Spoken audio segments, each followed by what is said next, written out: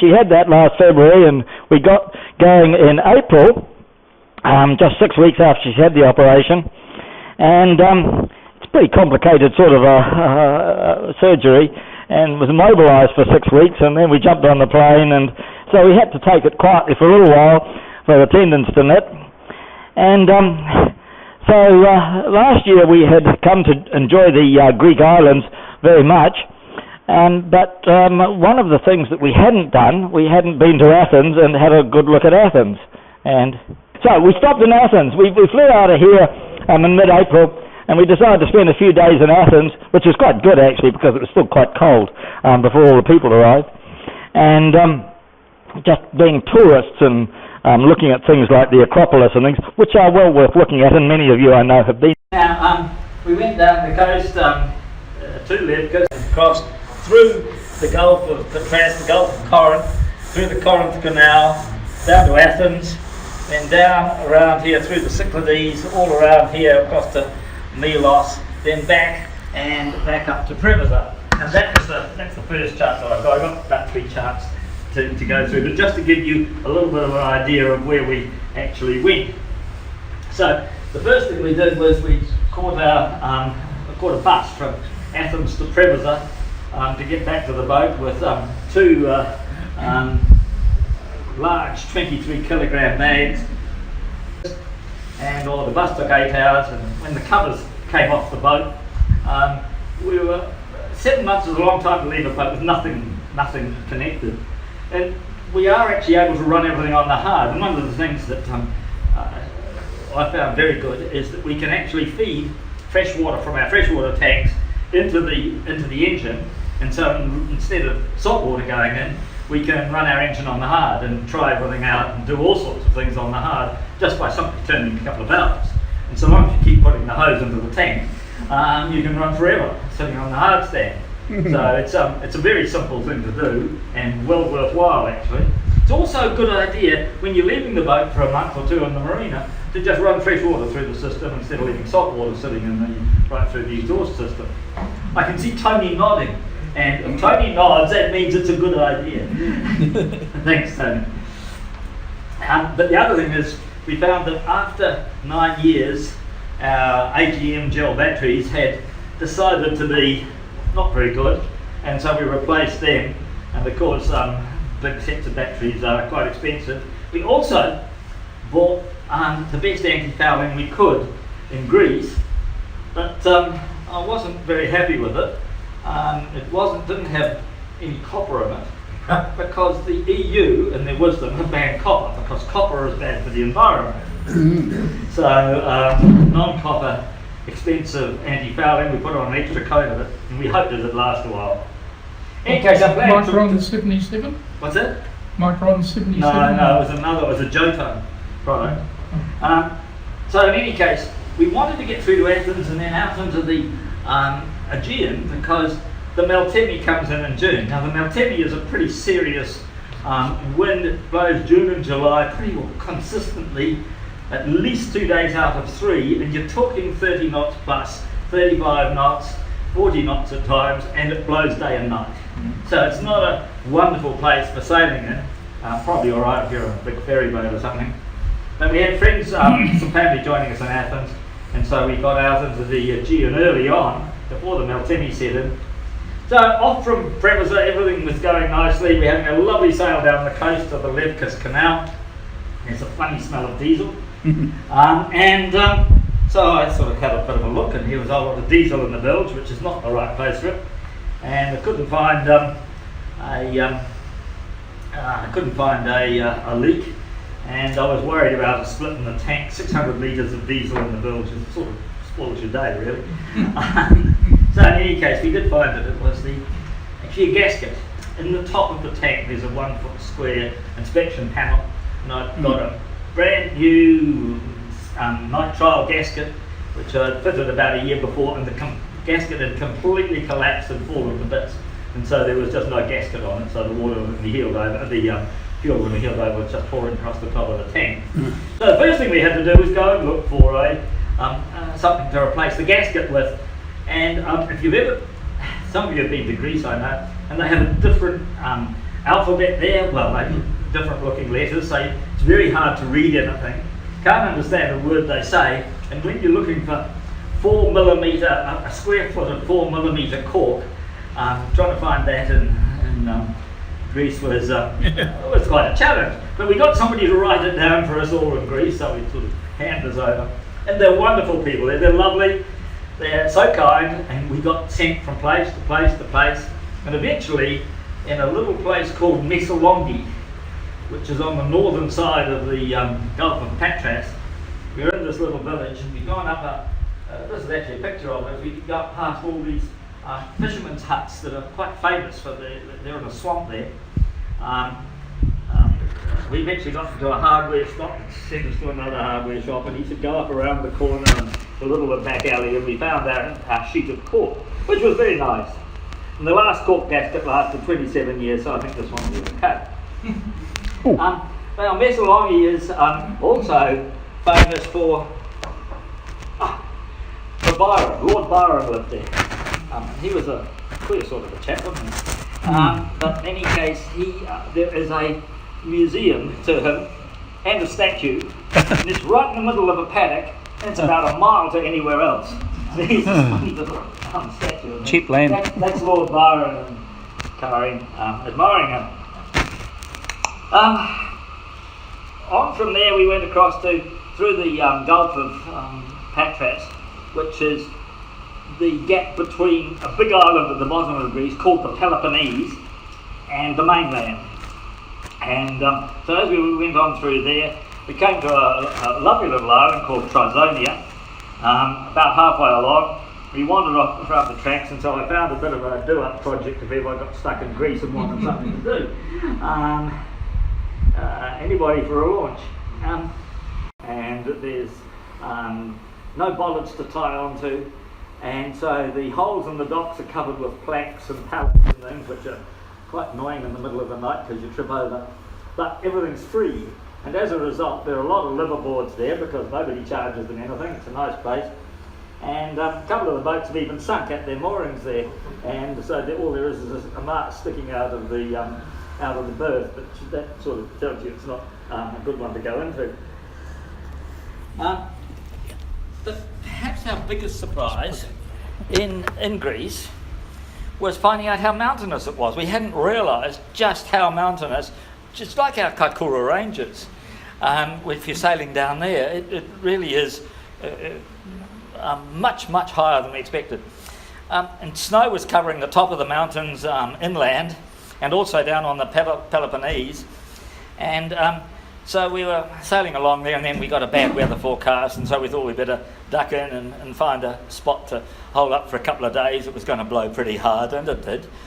We went into one place, and it was one of the very few times we actually had any issues with Greek people, and we went into anchor in this nice cove that was recommended, and this guy came down and started throwing his arms around, telling us we couldn't anchor there, that it was private and this and that. So in the end we decided, well, we're going to stay there for a few days, so we didn't argue with him, not much anyway. And a mile or two away we anchored and sat off a beach and snubbed and banged when a gale blew, because the Mediterranean is renowned. It just either blows like stink or it's a dead flat calm. That's the Corinth Canal. We waited and we watched for our turn to go through, and the first thing that happens is a roadway suddenly disappears, it sinks.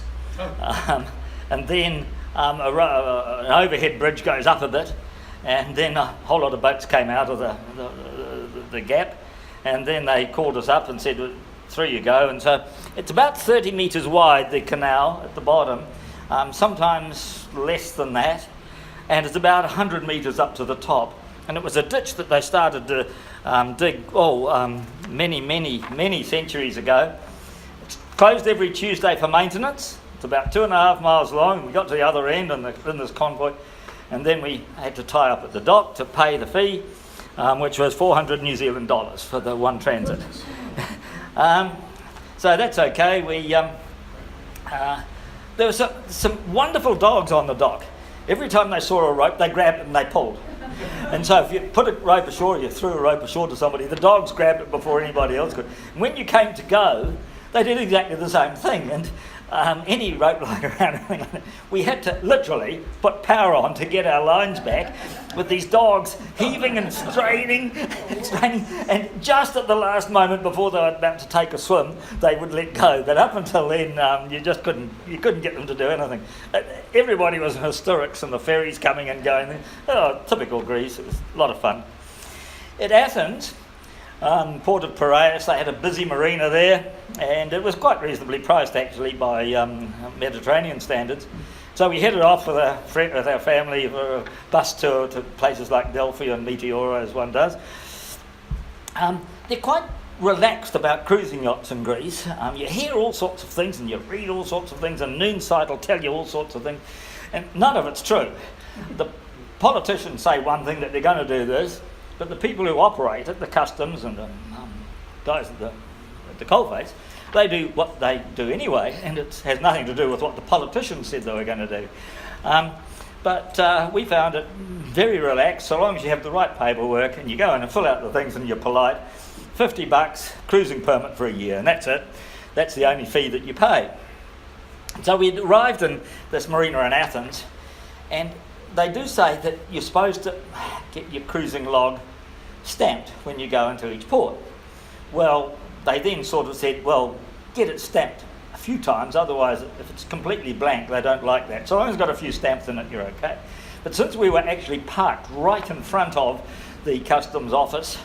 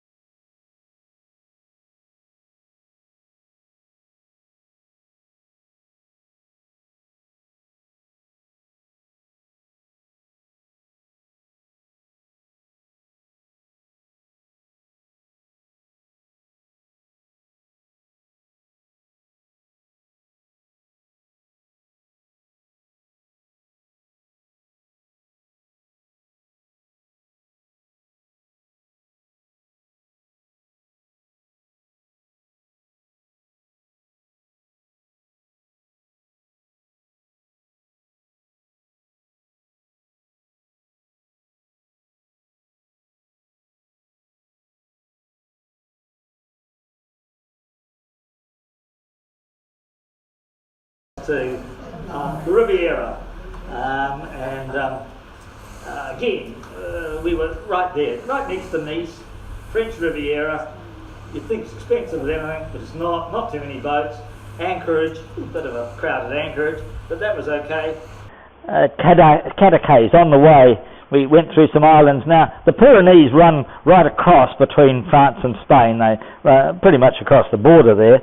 And this is the eastern end. They had this Cape Cruz as the eastern end. And wonderful steep to anchorages and lovely place. And Cadaqués was is the town there that we had missed on a previous trip and wanted to go. And it was a little bit of a disappointment, I have to say. Too many tourists and not that interesting. We ended up in Barcelona, and that's a wonderful city. We spent altogether for a number of reasons about 3 weeks there, and we got the Royal Barcelona Yacht Club. Got a berth there right at the foot of the Ramblers, and just a short walk into town, and we did all the things around Barcelona that many of you possibly have done. This is a cathedral that's still being built called the Sagrada Familia, and it's one of this guy Gaudi, Antonio Gaudi, designed it, and I was actually very, very intrigued by his engineering and the way he actually thought things out.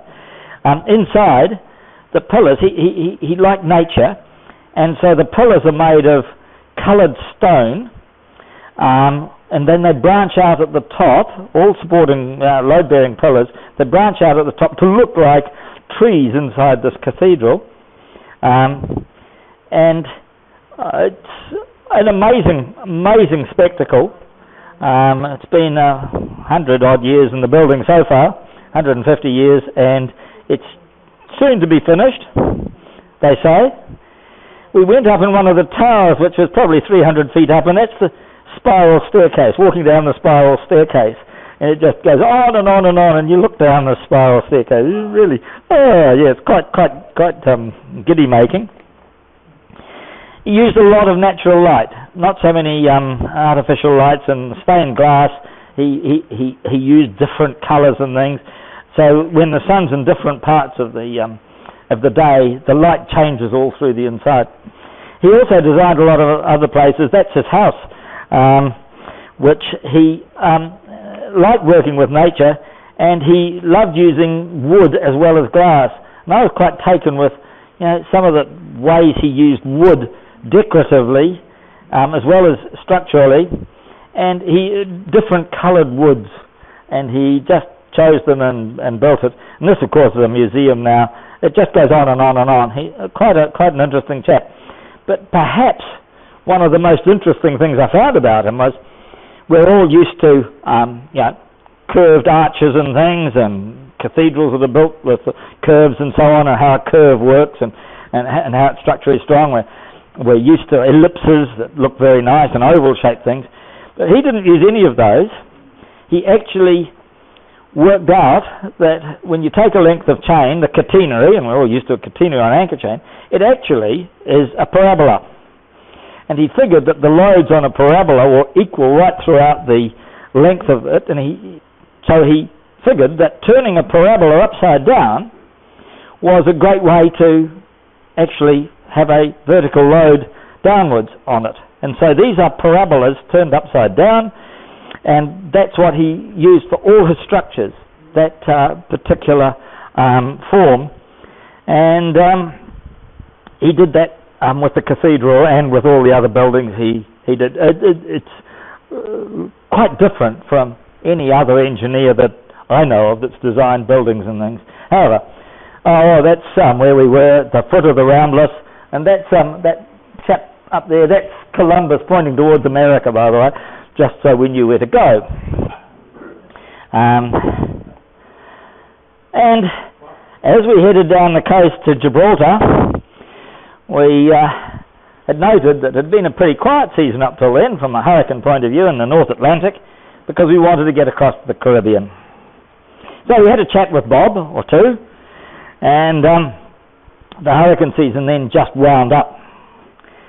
And when we were in Gibraltar waiting to go across, we heard about Hurricane Irma and other ones, and the North American Hurricane Center changed from it being a normal season to a hyperactive, extremely destructive season for hurricanes. And this was in September, and we wanted to cross in October. And in the end, after lots of discussion and thinking, we decided that, those are some of the hurricane paths, and particularly I'll mention later Ophelia, which formed about here, which is not, the Azores are just up here, so it formed between the Canary Islands here and the Azores, and went up and gave Ireland a bit of big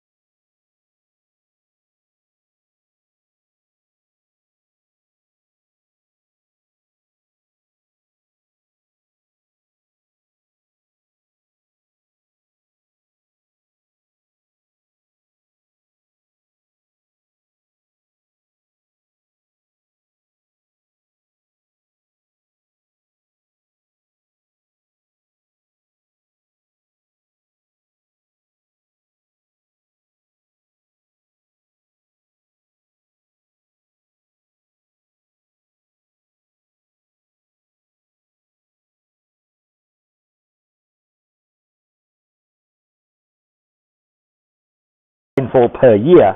All the water there is made by desalination plants. That's typical of the landscape. They've had volcanoes in relatively recent times, and so everything's lava. There's a few date palms and a few other scrappy plants that grow out of the lava and can be trained to grow. But there was another architect down there we'd never heard of that we got introduced to, and the name of the architect was Cesar Manrique, and he looked at nature and he built himself a house out of lava, and so we went inside it. Incredibly inventive and really tastefully done. That's a living room, and it's literally built out of lava. The tree in the middle grows up through a hole in the roof. With only a couple of millimetres of rainfall, they don't need roofs. In fact, they actually want all the rain they can get. More of the inside of his house, it's all a museum now, but even including a saltwater swimming pool, and an alleyway through between rooms, a passageway inside the house there. That's looking up through the roof, through the ceiling, because they do get a little bit of dew, and they rely very, very heavily on the dew. And, now, that is not a picture, it's actually a window. When he wanted to make when he had a nice view, he carved an absolutely rectangular hole on the wall, and that was the view out there, changing with the light, of course. Now, that's a grapevine. We tried the wine that they made there, and it was pretty good. Not cheap, but apart from a few date palms, there's a grapevine growing there, and they shelter it from the wind because it's pretty windy, and they're trying to shelter it from the sun, and the only moisture that goes into that vine is dew. That's all they use in order to grow the grapes, and they have these Little vines all over the place. There's a restaurant inside a lava cave. They just build underground like that. There's a two-tiered bar, all built in the lava, just carved out of the lava, and then they plaster it up and make it nice. And that's an underwater, well, not an underwater, it's an underground pool that is flooded by salt water, so it comes and goes with the tide. That's actually attached to the restaurant, but it keeps everything cool. It was quite fabulous, actually. Then we headed off across the Atlantic. It was not a particularly remarkable trip. It was uneventful, really. We had plenty of wind a lot of the time, 25 knots, and so with a couple of poled out headsails like that, we certainly got along nicely. We flattened the headsails down with two poles, although there's not a pole on the jib there.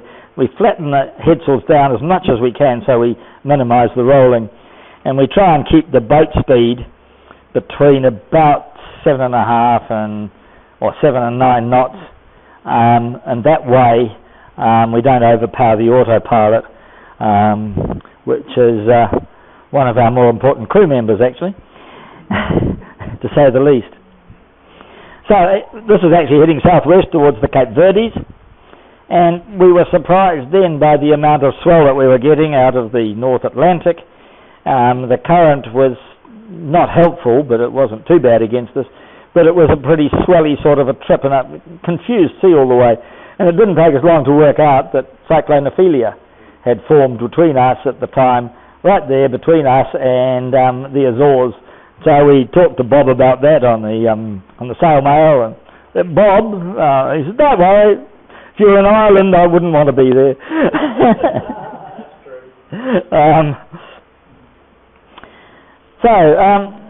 That's the entrance to Mindelo, one of the islands at the Cape Verdes, and we were very surprised at the amount of industry there. We came in around and into the harbour. They had a marina there. They had all sorts of things there. No problem filling the gas bottles. It's not part of Europe. It was a bit of a send there in the marina, but surprisingly sophisticated sort of a place with quite reasonable supermarkets and things. We thought it was going to be much more backward than it was. Then across the Atlantic, we got a few nice days like that where we could hang up a kite, but most of the time it was headsails and a bit rolly, but uneventful.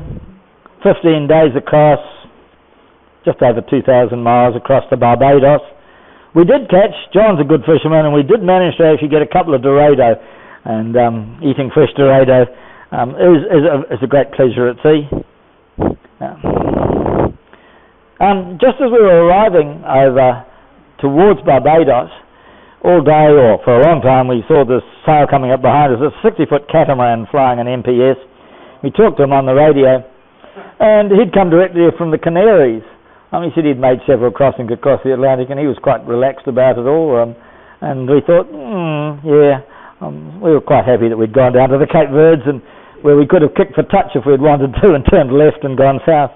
And so we arrived in Barbados, then headed across a little bit further north up to St. Lucia, the French Islands, Martinique, Guadeloupe, and up to Antigua. So Barbados is a very, very expensive place, we have now found. We had to go into the main port to enter, and it's small. In Europe, we hardly had to fill out any paperwork anywhere. That was for years, literally. So long as you did the paperwork that was required, nobody worried about it. You get to a little island like Barbados, and then there's this mountain of paper that you've got to fill out, including the 20 questions about the state of the health of the rats on board, and how many had died during the trip, and how many passengers had died during the trip, and all this. They love their little islands, love their bureaucracy. However, it was pleasant because they do speak English, and they have plenty of cruise ships there. Bridgetown, it's quite a nice town, but they've got their dollar pegged so high that it's It's up there with Norway and Switzerland in terms of costs when you just go to buy anything there, let alone a meal in a restaurant. But they do make good cricketers. That I remembered Sobers when I was a little kid. He used to be a pretty good cricketer. And but a lot of the people, and this is one of the things we noticed in the Caribbean, the countries that have gone for independence have a very, very low standard of living. Now, I know we talk about it here, but let's be honest. We're talking about something completely different over in the West Indies. It really is subsistence. Very poor roading, except for the very few who own super yachts and mansions. There's a lot of the colonies from Britain left in Barbados, churches and buildings, some quite big houses and things and estates that are still run, and there's the odd private marina going in and that sort of thing, but by and large a very, very poor population altogether. We did actually came across some boat building there. They're rebuilding this boat using mahogany, so there was some traditional boat building going on. That was good to see. Before we headed across to St. Lucia, which is an island that's one of the bigger islands there.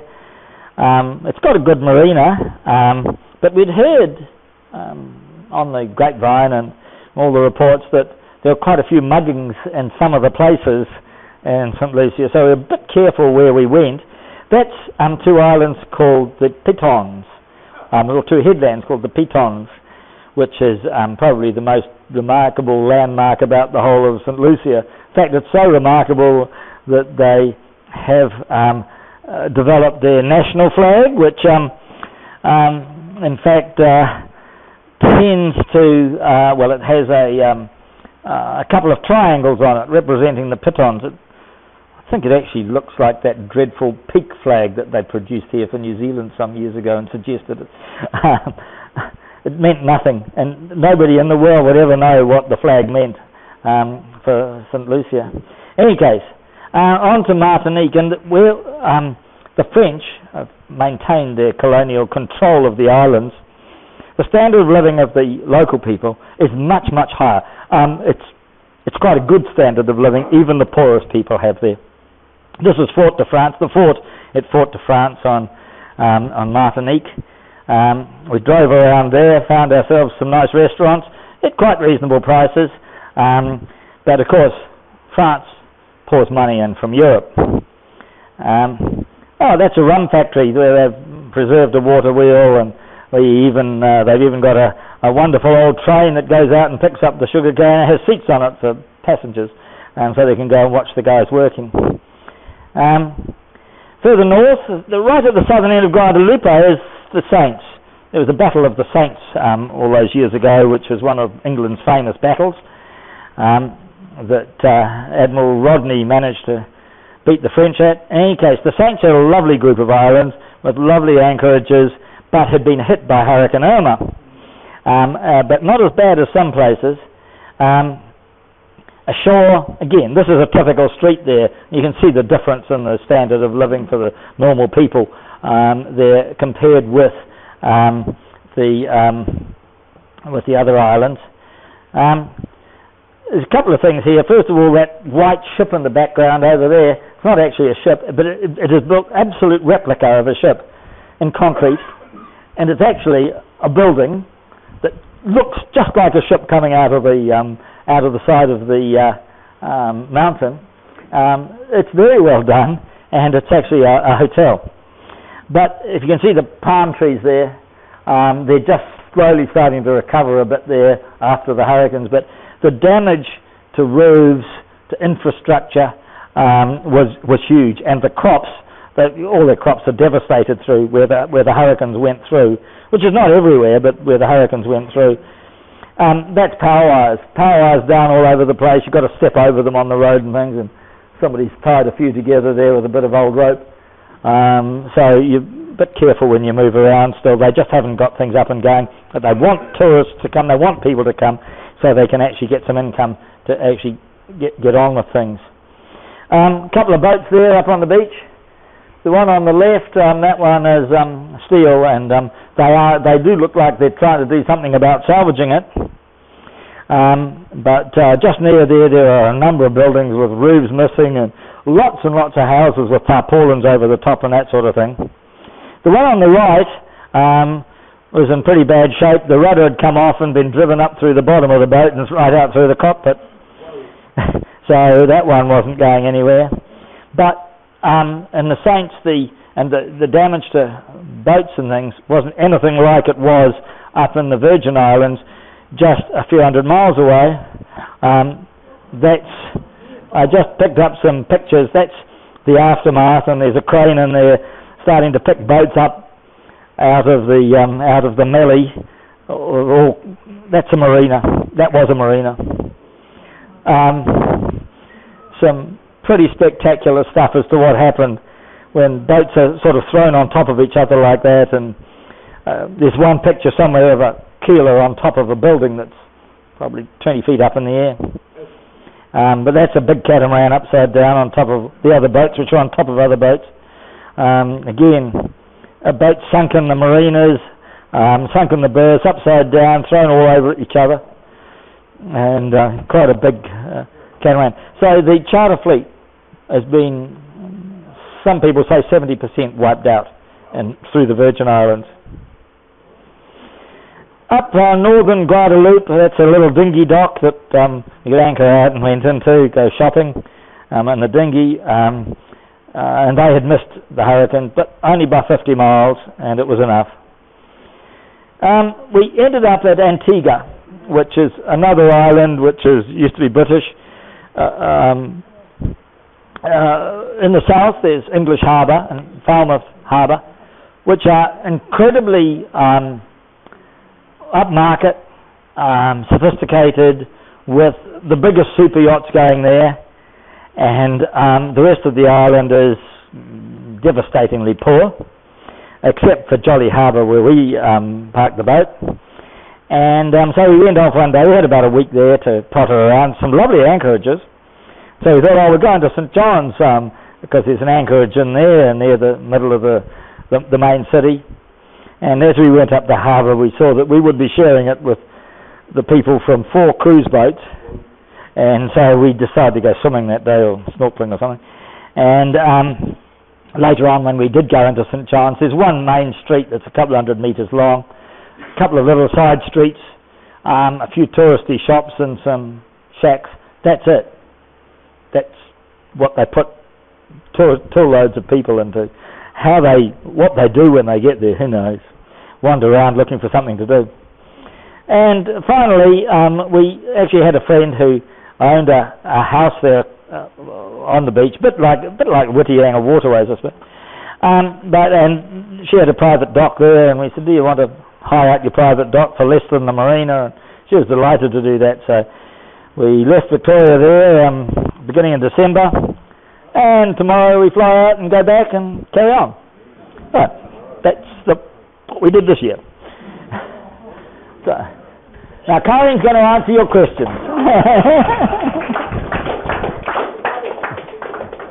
Thank you very much, Jim. Now, any questions from anybody? Yes, starting from the left. Any threats of pirates? No. There are a few places in the world you're much more likely to get mugged walking around the shore. There are some places where they do come out to boats in St Lucia and some of the West Indies. There are a few places that have got a bit of a name for themselves. They're not popular with the locals because the locals hate them too. They lose so much in the way of tourist trade.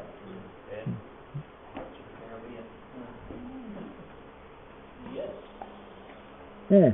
How long will it take you to get back? Piece of string. We plan to be back about mid-November. That's the thinking. We're heading off to probably go through Panama in May. Bob says it's much too late, but we're going through there then anyway because we can't get there before then. So we'll go back to the Virgins, which are lovely cruising grounds and things, and have a look and see how it is there. Both the British and the US Virgins, and then on across to Puerto Rico and Jamaica, and then probably south from there down to Panama, and then back to the Marquesas. Galapagos is pretty much off the beaten track now. We've been wised up on that for a number of reasons. aside from the fact that it's by May, it's the southwesterlies kicking in, and it'd be an on-the-nose trip for about 800 miles.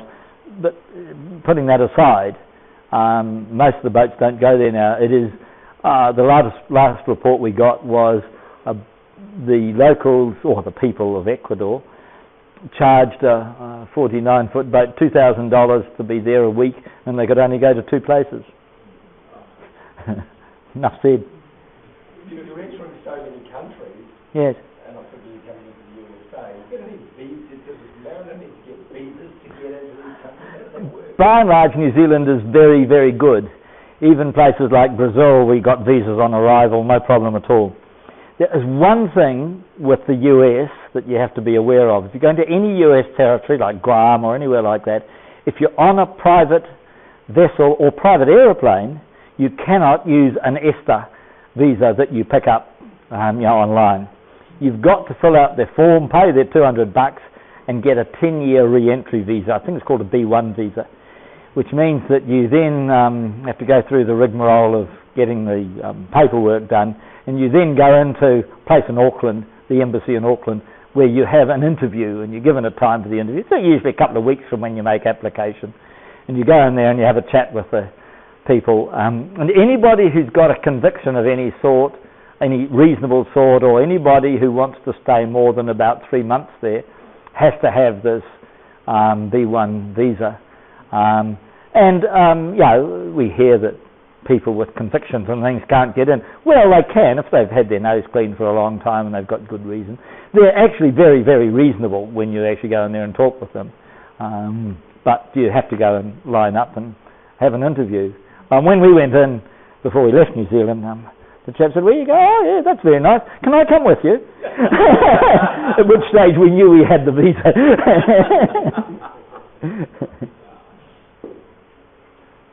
Okay, thank you. Very good. Okay, thank you. Yeah. Right, well, since Jim is flying across the world tomorrow, let's give him a round of applause. Karin's coming too, by the way.